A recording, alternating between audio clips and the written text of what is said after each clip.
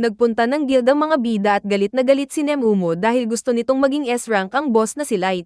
Pero sinabi ng front desk clerk na na-promote na nila siya sa rank D at may sistema silang sinusunod kaya walang palakasan system, baka daw may tulfo sila. Pag-uwi sa hotel ay nalaman nila ang tungkol sa isang pumapatay ng mga adventurers na tao. Sinabi ni Gold na gamitan nila ng gacha para may lumabas na detective pero sumagot si Light na mababa ang luck percentage nila. Agad silang nagmaskara at naghanda dahil may lumabas na portal. Saka nahulog si Mia mula sa kisame na walang malay. Agad naman itong sinalo ng bida sabay nabasag ang bracelet ng babae. Mabilis itong ginamitan ng healing magic ng bida. Saka din nagpasensya dahil sisilipin daw ang memorya ng babae. Saka ulit gumamit ng magic. Ipinakita ang nakalipas ng mga bata na sinabihan silang mayroong pumapatay ng mga adventurers na tao at magic user ito. Saka din nagpaalam ang mga nagbalita na aalis na daw dahil delikado doon. Sinabi ni Mia sa kuya na wala silang laban doon. Kaya sinabi din ni Elio na umalis na sila. Kaya kahit gabi na ay naglakad ang mga bata para makalayo sa lugar na iyon. Pero habang nagpapahinga lang sila saglit ay nagsalita ang grupo ni Yanak at Kaito na nagtanong kung anong ginagawa nila sa gitna ng gabi. Wala naman sa isip ng mga bata na ito ang mga killer. Pero naisip nila ang kabutihan para sa mga ito na sinabi ang news na mayroon daw pumapatay ng mga adventurers. Nagpasalamat naman ang mga elf sa nalaman. Kaya daw pala naging kakaunti na lang ang mga adventurers sa dungeon. Sinabi ni Gimra na mukhang mabait naman ang mga kaharap. Pero nag-usap ang dalawa na mas kailangan pa daw nilang mag-ingat. Kaya nagtaka si Elio na nagtanong. Napatawa si Yanak at sinabing bobo ang mga tao. Samantalang inilabas ni Kaito ang armas at sinabing bubugbugin ang mga bata. Kaya natakot si Elio at ng mga kasama. Kaagad na pinatakbo ni Elio si Mia habang lalabanan daw nila ang mga elf. Kaya naiinis ang ma-pride na Kaito na iwinasiwas ang malaking armas sa umatake na Elio. Kaya na-slice ang katawan ni Elio. Sinubukan din ng dalawa pang tulungan ng leader. Pero sa isang slice lang ni Kaito ng armas ay bagsak din silang dalawa. Nakita itong lahat ni Mia na nanlaki ang mata. Muling tumayo si Wordy at sinabing tumakbo na si Mia. Na sinamahan naman ni Gimra na handaling mamatay. Saka sabay silang umatake kay Kaito. Pero isang hampas lang ulit ni Kaito ay bagsak at patay na talaga ang dalawang bata.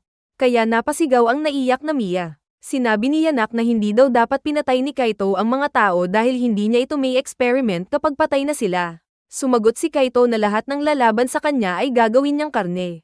Pero nagreklamo pa rin si Yanak.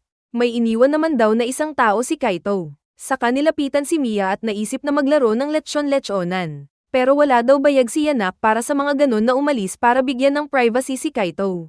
Pero huwag daw papatayin ang babae. Sinabi ni Mia na layuan siya ni Kaito. Pero nagyabang pa ang loko na dapat magsaya daw siya dahil lilitsunin siya ng isang future hero na tulad ni Kaito. Dapat daw itong umiyak ng tears of joy dahil sa gagawin sa kanya.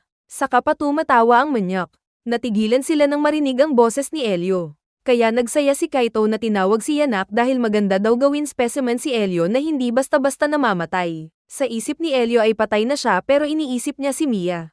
Nagkatinginan sila at pumilit ng ngiti si Elio habang pareho silang naiiyak. Saka din tumayo si Mia at tumakbo na ikinabahala ni Yanak at sinabing hulihin ito ni Kaito. Susunod sana si Kaito pero inatake siya ni Elio na kanyang sinangga. Ayaw niya na itong patayin para pag-eksperimentuhan ni Yanak. Pero naiinis siya nang mas mahirap mahuli ang mga ito kaysa patayin. Sa isip ni Elio ay dapat siyang gumamit ng diskarte sa laban at gamitin ang utak. Naalala niya ang itinuro na teknik ni Gold. Kaya ihinanda niya ang espada at shield. Tinapunan niya ng espada si Kaito na umilag pero naunahan ng gulat. Saka dinagad na sa tabi ni Kaito ang bata.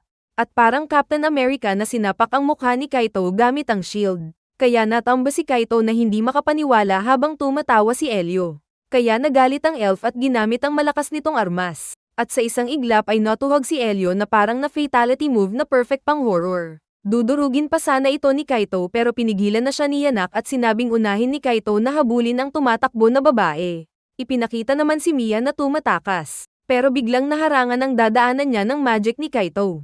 Tapos nakasunod ang naka-hoverboard na manyak na ikinatakot ng babae. Sinabi ni Kaito na kaya nitong gumawa ng maraming light blade gamit ang legendary weapon ng mga elf na tinawag nilang Grandies. Saka pa ginawang hagdan ang mga ilaw na blade nito palapit sa babae.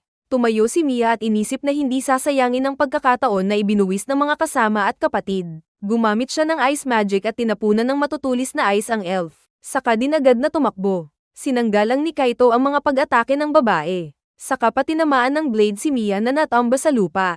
Sinabi ni Kaito na maghanda na si Mia dahil tutusukan na siya ng isang legendary hero. Subalit sumagot ang babae na hindi ito hero kundi ay isang tae na bully. Kaya naalala ni Kaito ang mga elf na pinagtatawanan siya sa kanilang mundo. Saka ito nabaliw at automatic na umatake ng maraming blade nito. Sa isip ni Mia ay hindi siya pwedeng mamatay at nag-wish na makita si Light kaya nag-ilaw ang bracelet niya.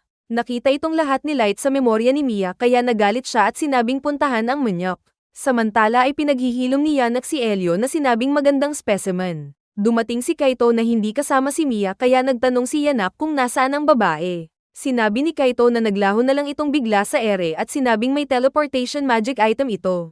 Dahil sa nalaman ay naisip ni Yanak na nasa delikado na silang sitwasyon. Dahil kapag nagsumbong si Mia sa guild at magchismis naman ang guild sa Elf Kingdom, ay malalaman ng mga elf na sila ang nagnakaw sa Grandiest na espada. Walang hiya, mga magnanakaw pala ang mga ito. Natakot silang baka puntahan ng mga White Knights ng mga elf na level 2 to 3,000 at bawiin ang espada. Kaya yung walang kasalanan na lupa ang sinipa-sipa ni Kaito na nababahala. Sinabi ni Yanak na tulungan siyang matapos na ang experiment at mapag-level up si Kaito at tiyak natapos ang problema nila. Kaya naman nauto din si Kaito na napangiti. Ngunit natigilan sila nang lumabas bigla si Light. Isinara ni Light ang mga mata ni Wordy at Gimre na patay na. Hawak na ni Gold at Nemumo si Elio na buhay pa. Kaya nagulat si Yanak na hindi naramdaman ang mga ito. Nilunasan naman ni Light si Elio. Saka nalungkot siya dahil nangyari ito sa mga bata na nagtatrabaho para makasurvive. Pwedeng kung iba ang naging kapalaran niya ay naging magkakaibigan silang close ni na Elio at ng mga kasama. Saka sinabing pagbabayarin ng mga elf. Sinabi ni Yanak na siya daw ang gumawa ng paraan para hindi mamatay si Elio. Sumagot si Light na nasa kanya si Mia na kinagulat ng mga elf. Pero napatawa bigla si Kaito na sinabing swerte pa rin daw niya dahil ang gagawin lang ay papatayin ang mga kaharap at malaya ulit siyang gawin ang nais. Dahil siya ang hero. Pero tae daw siya sabi ni Light kaya sumimangot ito. Sinabi ni Light na hindi din niya ibibigay ang mga elf sa guild. At galit na sinabing papahirapan ang mga elf ng lubos-lubos pa sa kamatayan. Sinabi sa dalawa na huwag makialam sa kaumabante. Kaya nagyabang ulit si Kaito na titirisin daw ang tao na parang langaw. Umatake ito gamit ng malaking espada na sinanggalang ni Light. Kaya nagulat si Yanak. Nagwasiwas pa ng nagwasiwas ng espada si Kaito pero easy lang ito para kay Light. Kaya mas natakot si Yanak. Patuloy pa sa pag-atake si Kaito ng malaking espada na kinaburyong na ni Light. Sinundot ni Light ng staff ang espada ni Kaito na napa-atres. Saka din agad sinundot ang tiyan ng elf na nasaktan at natamba. Sinabi ni Light na galingan naman ng kalaban dahil baka mapatay ito sa aksidente. Kaya galit na tumayo si Kaito at ginamit ang power ng Grandiest na naglabas ng maraming blade. Umiilag si Light sa mga blade na sinusubukan siyang matamaan. At kada blade ay pwedeng apoy, ilaw o ice ang kinalalabasan nito dahil enchanted magic. Nag-teleport pa daw si Kaito sa likod ni Light at hinampas siya ng espada. Pero sumangga ulit si Light. Kaya gulat lalo ang scientist na nagtaka kung paano na ang isang tao ay natatapatan ng lakas ni Kaito. Sinabi ni Kaito na nandadaya si Light na nagpapanggap na mage pero parang knight kung lumaban. Pero sinabi ng bida na mage talaga siya. At dahil ayaw maniwala ni Kaito ay nagpalabas ng sangkatutak na ice magic si Light sa himpapawid. Nagtaka si Kaito dahil walang incantation na ginamit ang bida. Saka din ito umatake ng maraming blade. Pero tinarget lang ito ng ice blades na gawa ni Light. Wala daw ganun kalakas sa Elven Kingdom ayon kay Yanak. Nagpatuloy lang sa pag-target si Kaito ng mga blades nito na sinangga ng blades ni Light pati yung nasa likod ng bida. At epat na naging shield ni Light ang mga crystal blades nito. Kaya napasigaw na lang sa galit si Kaito na walang magawa. Dapat daw na hindi siya natatalo lalo na at hawak niya ang espada ng isang maestro. Dahil sa narinig ay natigilan ang mga bida.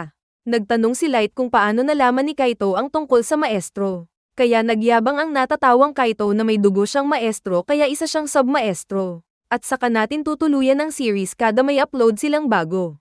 Pero pahingi naman ng favor na palike din itong video natin para malaman natin kung okay lang ba sa inyo ang per episode na tulad nito.